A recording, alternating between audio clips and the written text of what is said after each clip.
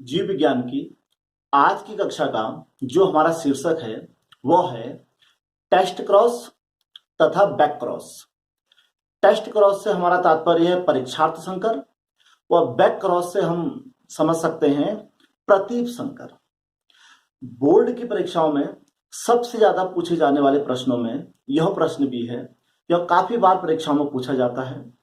तो test cross व back cross को समझने के लिए पहले हमको जीनोटाइप व फिनोटाइप शब्द की व्याख्या कर लेनी चाहिए।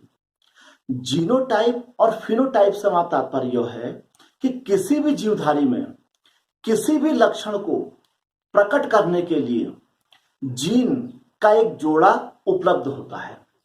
मीन्स जीन के एक जोड़े के द्वारा हम किसी पर्टिकुलर फीचर को शो करते हैं।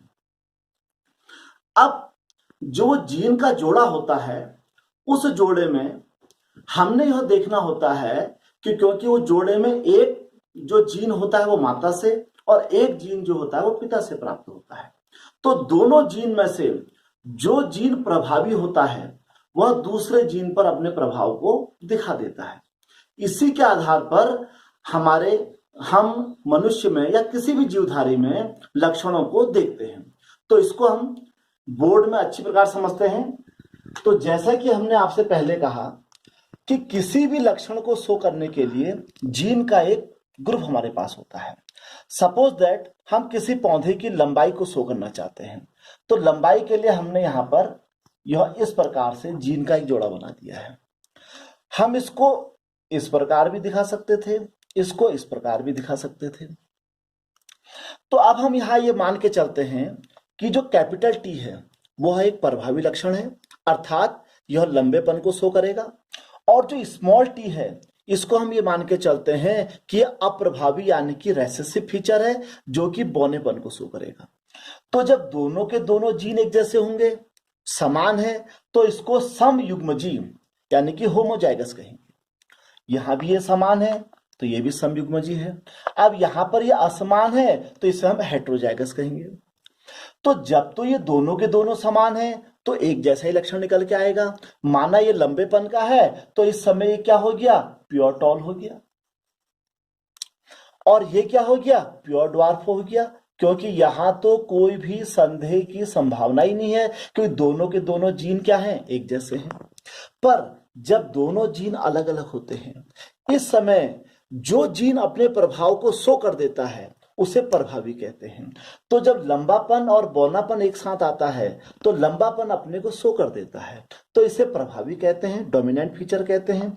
और जो अपने को शो नहीं करता है उसके फीचर छिप जाते हैं उसे अप्रभावी या रेसेसिव कहते हैं। तो इस स्थिति में गुण कौन सा निकल के आएगा, टॉल।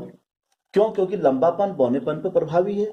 पर यहां पर ये प्योर टॉल ना होके कैसा टॉल होगा, यहां पर ये हाइब्रिड टॉल होगा।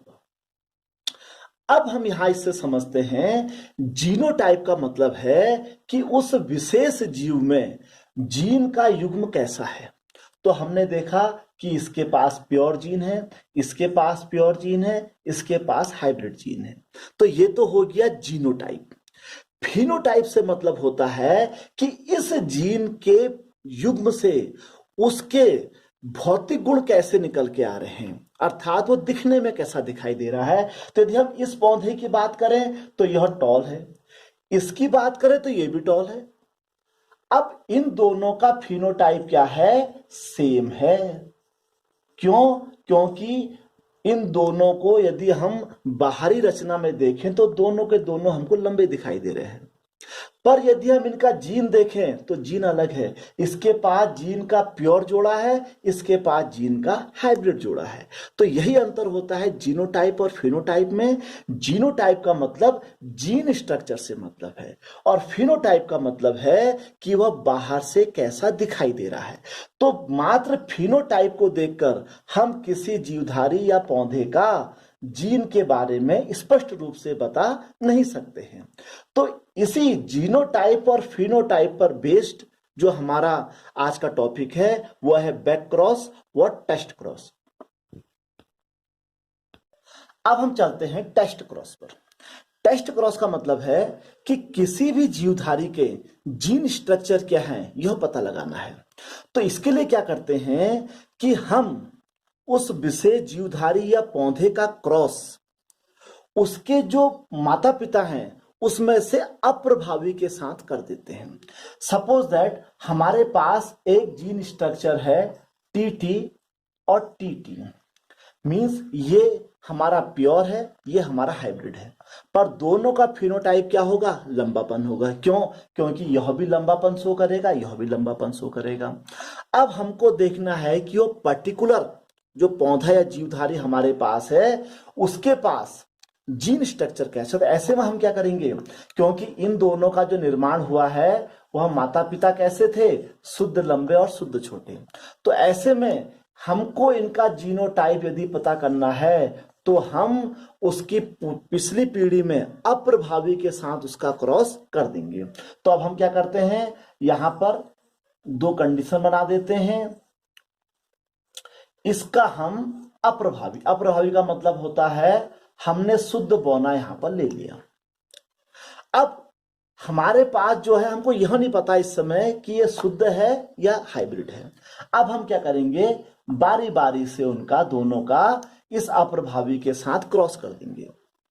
तो यदि हमारे पास जो फीचर है वो प्योर होगा तो जब हम उसका अप्रभावी के साथ क्रॉस कराएंगे तो 100% कौन सा गुण निकल के आएगा? डोमिनेंट गुण निकल के आएगा। तो यदि सारे के सारे ऑप्शन प्रभावी लक्षणों वाले हैं तो ये समझ जाइए कि हमारे पास जो जीन स्ट्रक्चर था वो क्या था? प्योर था। अब दूसरी कंडीशन देखें। जब हमने दूसरी कंडीशन में उसका अप्रभावी के साथ क्रॉस किया तो यहां पर आप देखिए हमको कौन कौन से ऑप्शन प्राप्त होते हैं। ये देखिए हमने 50% तो हमको प्राप्त हुए डोमिनेंट फीचर और 50% हमको प्राप्त हुए रेसेसिव फीचर।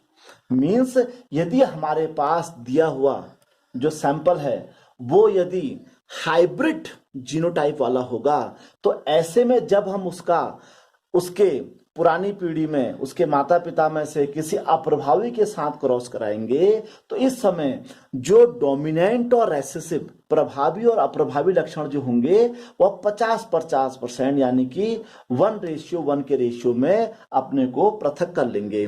अतः टेस्ट क्रॉस के माध्यम से हम किसी दिए गए फिनोटाइप के लिए उसके जीनोटाइप के बारे में आसानी से पता कर सकते हैं। अब हम चलते हैं बैक क्रॉस पर।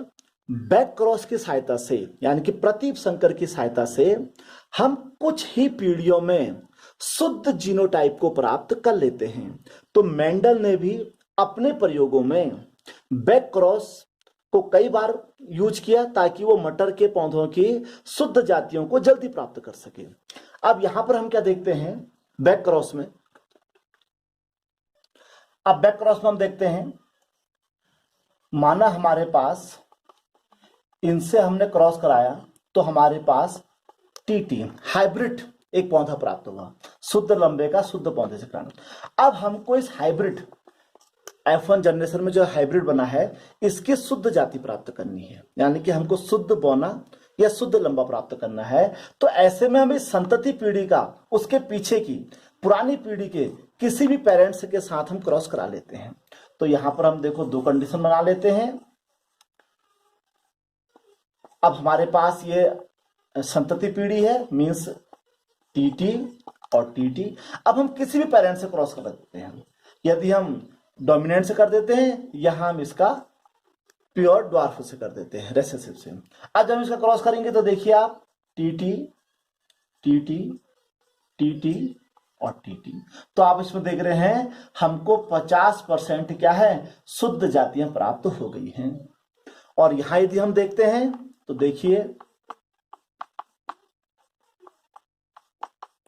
50% हमको शुद्ध जातियां प्राप्त हो गई हैं। तो इस प्रकार बैक क्रॉस करके हम एक दो पीढ़ी में ही किसी भी पौधे या जीवधारी की शुद्ध जीनोटाइप युग्म को हम प्राप्त कर लेते हैं। इस प्रकार हमने आज की वीडियो में देखा कि टेस्ट क्रॉस यानी कि परीक्षार्थ संकर के द्वारा हम किसी दिए गए फिनोटाइप के लिए उसके जीनोटाइप को पता लगा सकते हैं। वहीं बैक क्रॉस की सहायता से हम कुछ पीढ़ियों में ही उस जीवधारी या पौधे की शुद्ध लक्षणों को प्राप्त कर सकते हैं। आपको हमारा आज की कक्षा कैसे लगी हमें जरूर बताइएगा। धन्यवाद।